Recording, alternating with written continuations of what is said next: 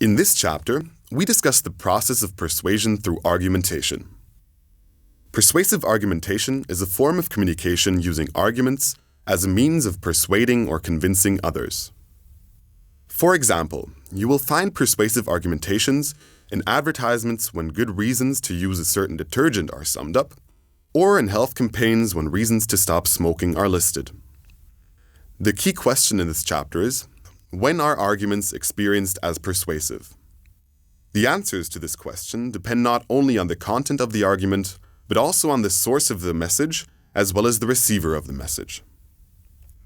These factors are included in the traditional model of communication, with a sender, a message, and a receiver. Various components within the sender, message, and receiver determine the persuasiveness of the message. The receiver, or the audience, finally decides whether or not the arguments are persuasive enough. When receivers think an argument is relevant for them as well as convincing, this argument is perceived as strong and therefore as persuasive. Let's first focus on the heart of the classic communication model, the message itself.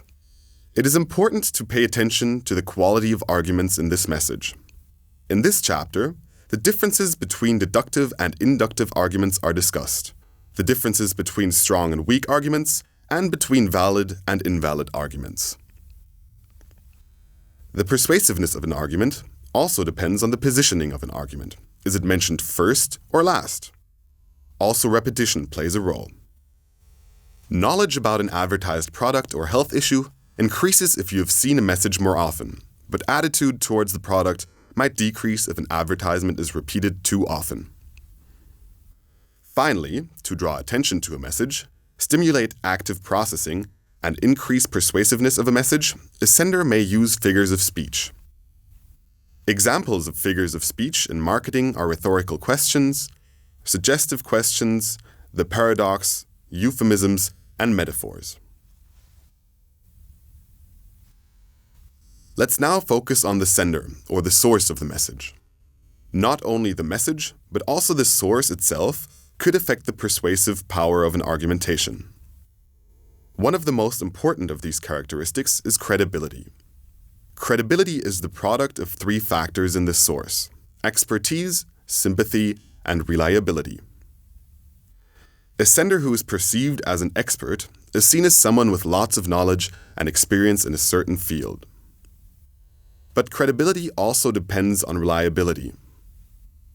If someone has personal interests, such as earning money if consumers buy a product, the credibility of this source might become less.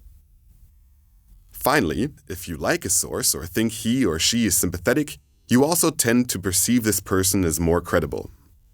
Logically, sources that score high on credibility because they score high on expertise and reliability, and are seen as sympathetic, are more persuasive than low credible sources, even if they use exactly the same arguments. With regard to the receiver of the message, we have to pay attention to the way information is processed. In expectancy value models, such as the theory of planned behavior, the attitude towards a product depends on the probability that a certain consequence of buying and using a product will occur, as well as on the evaluation or desirability of this consequence. Messages should convince receivers that it is highly probable that buying the product leads to desired consequences. But also the perceived importance of consequences is relevant. When a message is important for the audience, they are more motivated to put energy into its processing. In the elaboration likelihood model, Petty and Cacioppo called this the central route. Motivation is key in this process.